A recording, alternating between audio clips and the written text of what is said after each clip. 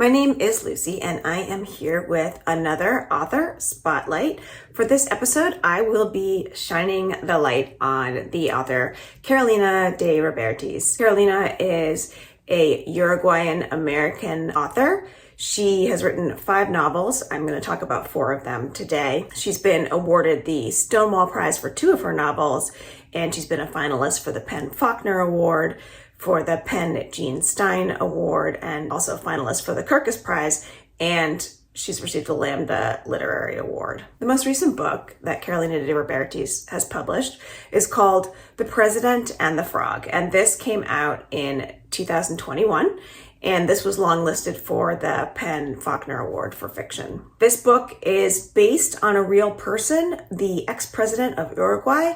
His name was Jose Mujica, and he was called El Pepe. He was also known as the poorest president. He was a president who never moved from his own home. He didn't move to a presidential mansion. He drove his same car. He didn't enjoy any of the luxuries that seemed to come along with such a high office. In her book, the president is not named, nor is the country that he is president of. You just know that it is a country in South America and that he is known as the poorest president in the world.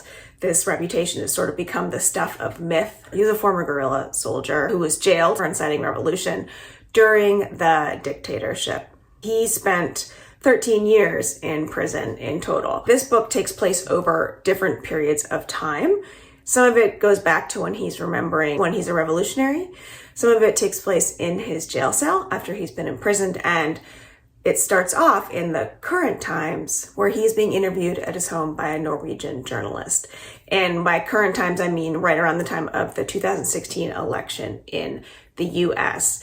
And that does play into their conversation a little bit. So while the poorest president in the world was imprisoned during the dictatorship in this unnamed country, and this dictatorship took place from the mid-70s to the mid-80s, so that is a similar timeline to dictatorships that were ruling in South American countries at that time. He was kept in solitary confinement in a cell, and as you can imagine, was facing despair. One day, he imagined a frog in his cell. As the readers, we assume he imagined it, but for him, it is very real. This frog comes into his cell. And for the rest of this book, there are these sections that go back to this prison cell where this prisoner is talking to the frog. And it really is the conversations with the frog that keep him alive and keep him from losing hope and sort of push away that despair.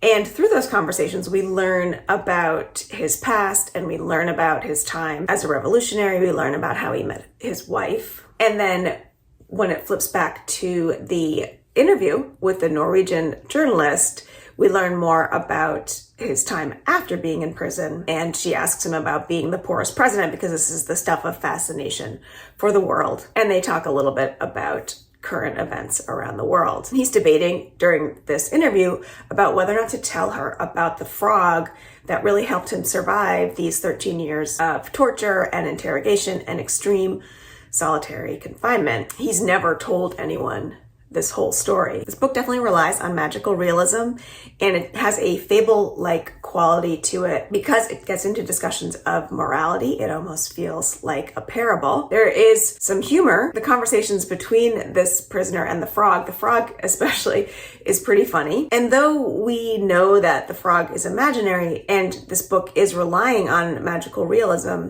it's not too far outside of the realm of possibility that someone in solitary confinement and someone who's been tortured might actually have hallucinations. One of the things that the frog and the prisoner discuss at length is the country and this man's love for his country. This book is really paying homage to Uruguay. There's a point in prison where the main character thinks his body and his country were destroyed. His body he could stand to lose, but his country, his beloved little country at the bottom of the world, this was the ruin that clawed his heart. A country could be killed and flayed like a dog, like a man. This is something he hadn't known before it happened, something he hadn't really imagined, even when the conversations at secret meetings grew dire. Even when studying the cases of other fallen nations, even then, he hadn't been able to truly grasp the thought that an entire country, not the people in it, but the country itself, could be so fragile. And that thought is also sort of paired with the 2016 election in the United States that the reporter and this man are talking about. This book is really interesting in the way that it is driven by one character. We spend most of the time in this character's head, even when he's having these conversations with the frog. We are in his head, and it's also a book about memory and how it shapes us, and that is a theme that I felt that I saw in a lot of this author's books, is the idea of memory and how much it makes you who you are. It's interesting to compare this book, which was driven by one character, to Carolina De Robertis' book that was written in 2019 called Cantorus. And this, she said, is really her queer people book. She intentionally wrote it from a space free of the straight cis gaze. And it is the story of 5 Uruguayan queer women of various ages who work to build a sanctuary for themselves, and they call themselves the Cantorus. And this also takes place during the dictatorship in Uruguay.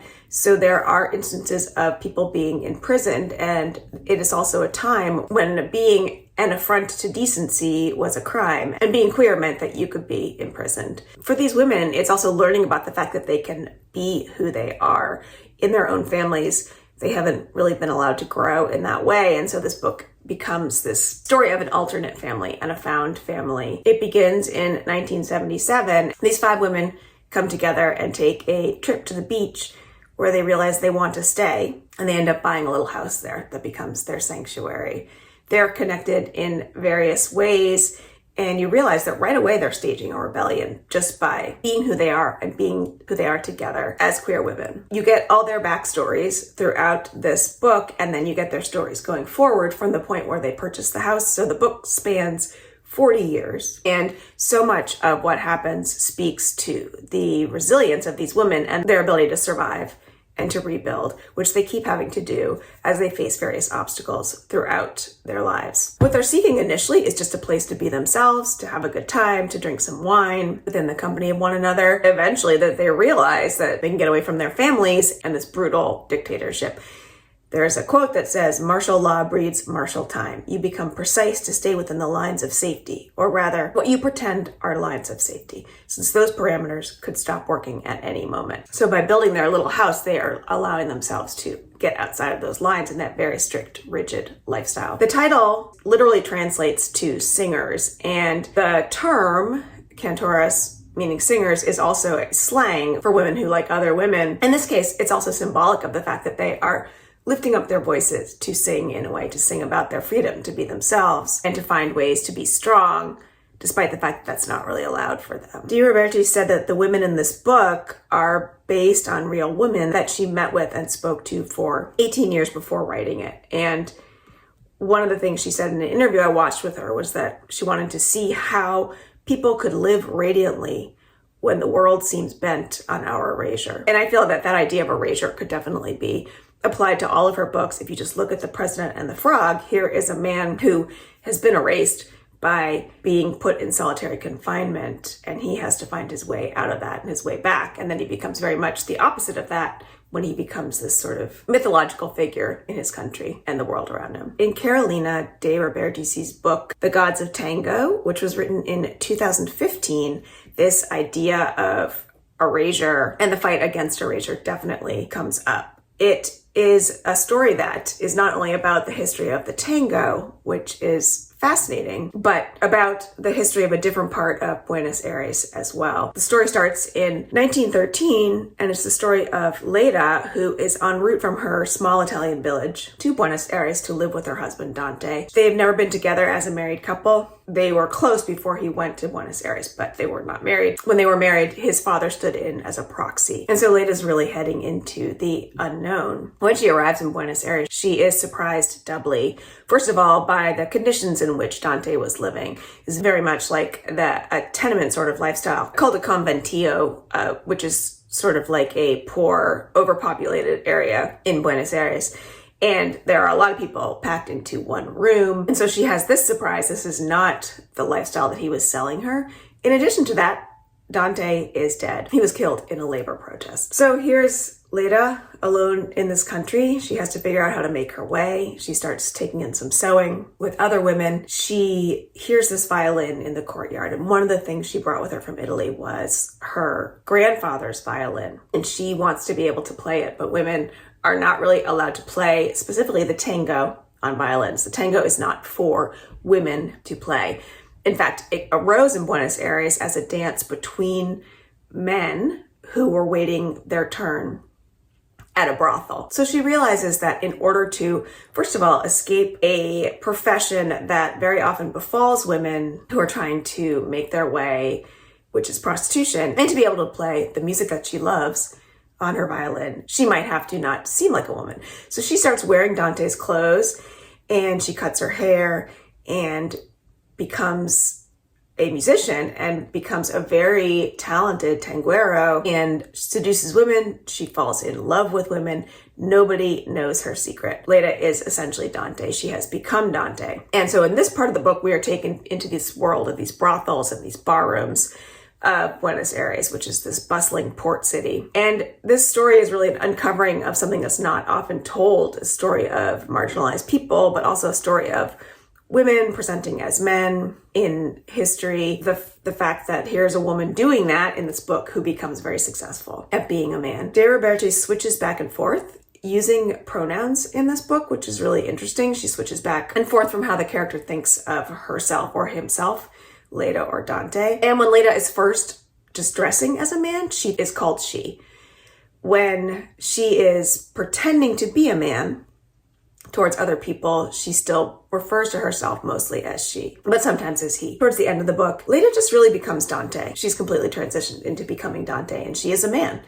And at that point, the pronouns switch to he, him. It's a very interesting way to use language to reflect how the world sees Dante and how Dante starts to see himself. This book is certainly one about journeys and self-discovery. The physical journey on a boat from Italy to Buenos Aires, the journey from Leda to becoming Dante, the journey from becoming a person in the margins to a person of privilege. There are a lot of different ways that this book uses that theme. The last book that I want to tell you about by Carolina De Robertis is called Perilla, and this is the story of a well-off college student living in Buenos Aires around 2001. At the beginning of the book, she's just had a fight with her boyfriend. We don't know why. And she is in her house, the house she lives in with her parents. She's alone as her parents are on vacation. While she's in this house, one night she starts to smell this sort of seaweed damp smell. She comes out into the living room to find a wet, naked man who's covered in seaweed and is surprised by this, thinks maybe she's imagining it, starts to have a conversation with him, leaves the next day and says, okay, I'm leaving. He won't be here when I get back. But he is. And the rug's getting soaked beneath him. Perilla and this man begin a conversation, but the way that you receive the conversation between them is more from their varying points of view. So you get points of view that are Perilla's points of view, and you get chapters that come from this waterlogged man's point of view. And you start to learn about his story and why he's there. Perilla realizes that he is the ghost of somebody who was disappeared during the dictatorship in Buenos Aires that occurred from the mid-70s to the mid-80s. The military junta at the time tortured and killed thousands of subversives, and one of the things that they did to disappear these people was packed them into an airplane alive, without their clothes, just all, really packed in there, and then just pushed them out of the airplane into the Rio de Plata, where they drowned. So something that this ghost is thinking about is that experience of falling to the water and of being in the water and of all the merging of these bodies in the water. And he also starts to remember back before that, things come to him in bits and pieces. We're really seeing this idea of memory that came up in The President and the Frog, and how it shapes you and how it doesn't always follow a linear path, and it doesn't always come back all at once, how you get bits and pieces of it. Perilla's father was in the military and therefore was part of the dictatorship that tortured and killed these people. And Perilla knows that, and she starts to think more about that as she sees people that used to come to her house when she was little and give her candy now being put on trial. And one of the things that she has to go through is how to reconcile these two parts of one person. She talks about facing what lay within her father, the ugliness there, and she says, not only that, my father was not only that, he was also the man who long ago prowled to the kitchen at 3 a.m. only to find his daughter barefoot on the tile floor, a small insomniac in a pink flowered nightgown. You can't sleep, can you, Perilla?